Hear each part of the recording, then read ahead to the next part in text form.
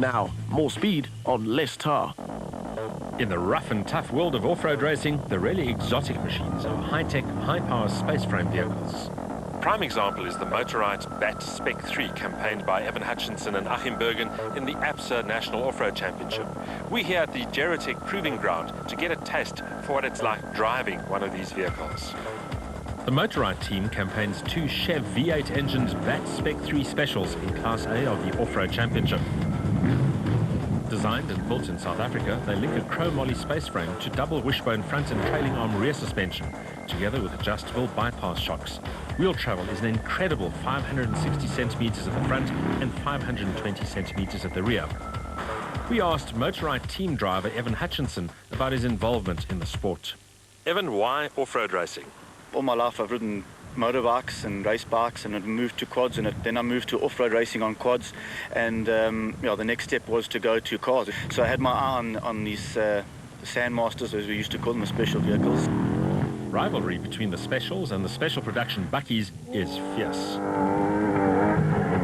So why choose a space frame vehicle and not a bucky, for instance? You can run on a slightly smaller team and on a slightly smaller budget and go and compete with the factory team. So it's given us an opportunity to get some good coverage and go and give some good racing and get a good competitive vehicle, but without having to have the manufacturer's budget. Yeah. Not that the BAT is a cheap machine. The state-of-the-art racer's V8 pushes out more horsepower than most thoroughbred sports cars, while the gearbox is a 5-speed Albin's sequential unit. Drive is to the rear wheels only, which compromises traction, but the BAT is built to endure extremely tough terrain while racing at high speed. Interior equipment includes a Motec management system, Garmin GPS, and an in-helmet intercom. Currently, Hutshison and navigator Achim Bergman are only 2 points behind the championship leaders Nick and Ryan Harper, with one event to go, underlining just how close the racing really is. It's also a team sport, with the navigator playing a pivotal role. You race with Achim as your navigator. How important is the navigator's role in this form of racing? The pace at which you race at the moment, you can't make mistakes anymore. You cannot have a flat tire, you can't overshoot corners. There is going to be somebody right behind you overtake. So that navigator is critical. In years gone by, he needed to be a good mechanic, but nowadays, if you have problems, your chances of getting a great result are pretty much gone. It also means that the mechanical preparation of vehicles like the BAT has to be flawless to ensure the kind of reliability required to finish a 400-kilometer event at racing speeds. The 6.8-litre Chevy engine in the back of this BAT is good for about 460 kilowatt. Given that the vehicle itself weighs only 1,490 kilograms, it means that the power-to-weight ratio here is around 310 kilowatt per ton. No wonder I approached my first taste of a space frame vehicle with more than just a little trepidation. I expected the BAT to be a difficult monster, but nothing could prepare me for how exciting it would be to drive.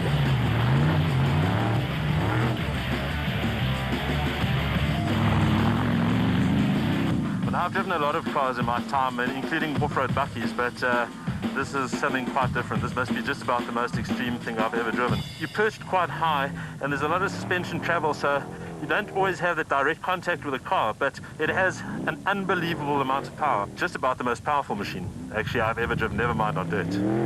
Amazingly, the BAT has to put down all that power through its rear wheels on terrain that would make a battle tank struggle. I think he's done well in the few little laps we've done, but your first time out in something like this is always going to be a little bit mind-blowing.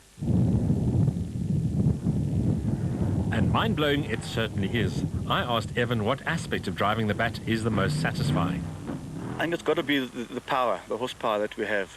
That coupled together with the overall strength of the vehicle is almost like riding a quad. You just got so much power that you can do things that are really exciting. You can jump, to be able to jump a car over certain things and use that unbelievable horsepower must be the ultimate.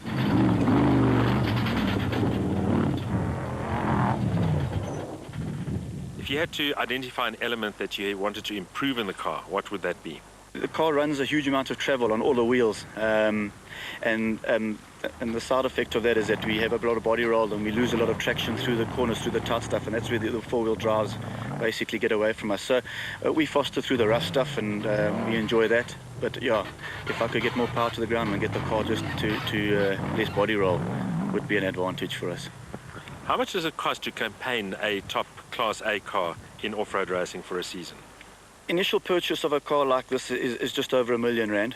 Each car cost us just on 500,000 Rand to run for the year, with all your parts and your bits and your pieces, your mechanics, workshops and so on. But unfortunately, that figure can change quite quickly in one event. With my gearbox going and Alfie hitting a tree, suddenly you can spend a little bit more than you had budgeted for. But that's basically a figure that we work on for the year. Yeah. Next time you're watching coverage of the APSA National Off-Road Championship on Supersport, spare a thought for these brave crews in their spectacular space frames. These guys eat, live, breathe dust and mud, while their machines take a lot of punishment. A whole lot of power and not much in the way of bodywork to slow it down. The BAT Spec 3 packs a large motor by any car standards with a massive 462 kilowatt.